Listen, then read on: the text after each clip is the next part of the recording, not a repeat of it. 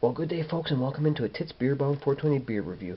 We're going to be looking at a beer from a brewery that apparently, from what I'm seeing and hearing, they only have two beers. This one and a pale ale. So what we're looking at, folks, yes, aged in rye oak. We are looking at Montys Golden Ryed Ale.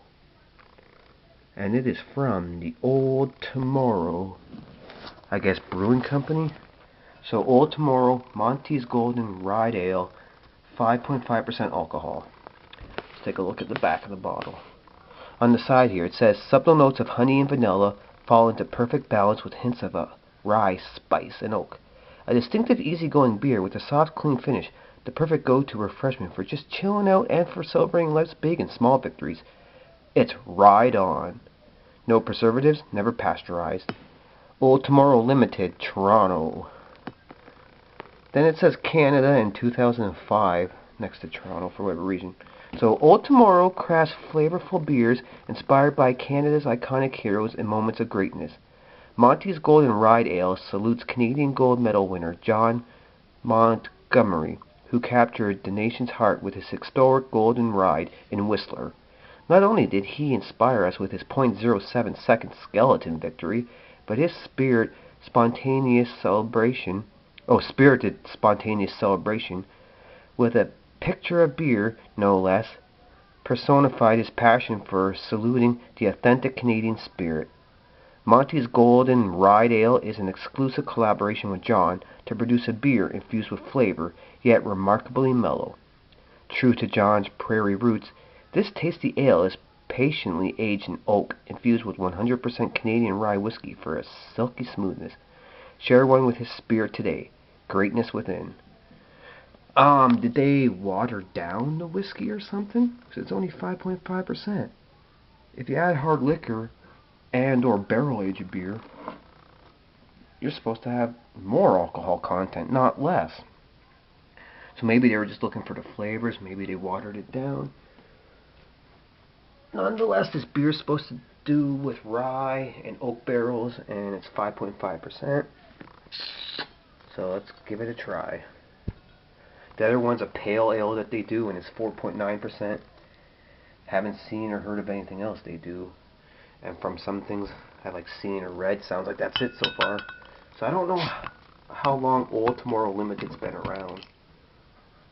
A little bit of that smoky look to it, just a little bit. Oh, I think I can smell it from a distance. And if I'm smelling it correctly, ew! Let's just leave it at that. Ew, by the looks of it. So, I don't know how well this is going to show, but I'm going to try and do the pour now. Oh, and the cap was just plain black. Boring! So I'm using my Hobgoblin tall glass for Montys Golden Ryed Ale from Old Tomorrow Limited out in Toronto at 5.5% alcohol, aged in rye oak.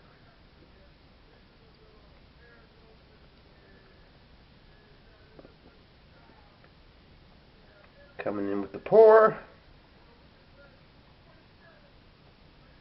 With my hand in the way, I can't tell, but it looks like I might have a lot of head to deal with. Ah, jeez.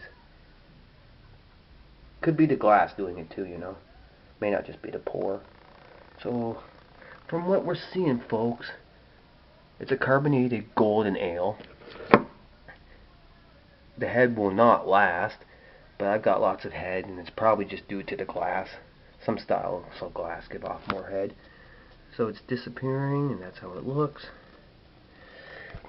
Smell-wise, folks, from the glass. I know that smell.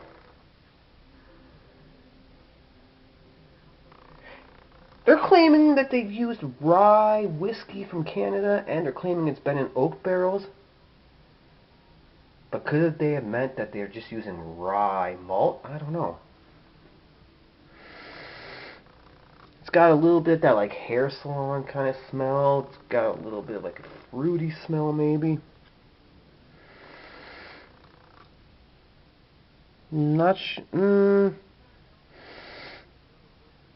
I think I can smell slightly some oak and slightly some spicy rye whiskey. I don't know. Anyways, we'll drink it. We'll see what we get. Cheers.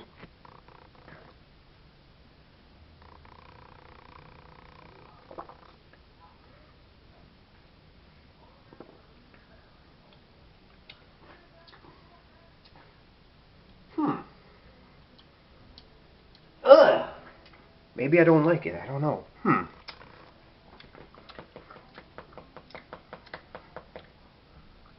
It's got like a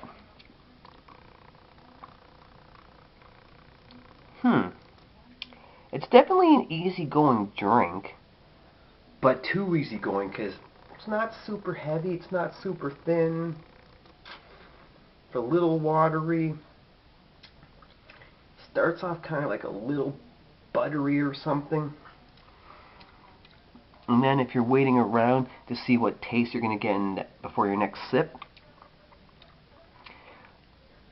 it seems like it goes, in my opinion, kind of like a juicy fruitiness or something. And I can get little hints of some Canadian rye whiskey, I guess. And I guess some hints of oak at times. Don't see where the honey and vanilla is coming in, but right now it's made my saliva a little like juicy sourish.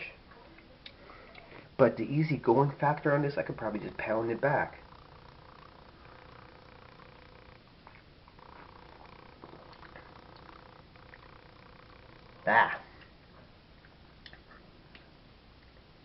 Yeah, parts of the sips I'm going to say I don't like, but I'm not going to say it's disgusting. There's just parts of those sips I'm not liking. But seems like, I don't know, it starts off a little watery and a little some sort of a gross taste. But then as it's like, developing and doing all its changes, for me it's really just going in like a juicy fruity way that's going into the saliva and making the saliva seem that way. And then it takes a moment, but if you wait a moment before your next sip, eventually you can taste a little something spiced rye, and a little bit oaky. But as far as the honey and vanilla goes, no, seems a little maybe more like orangey or apricot-y or something. So I guess it's an easygoing malty golden ale with little hints of the oak and rye. I don't know where the honey and vanilla comes in. And once it is done, there's no wetness to your mouth, but you get a little bit of a juiciness saliva. Whoa, long video, so it's just a meh. And that was Montys Golden Rye Ale from Old Tomorrow Limited.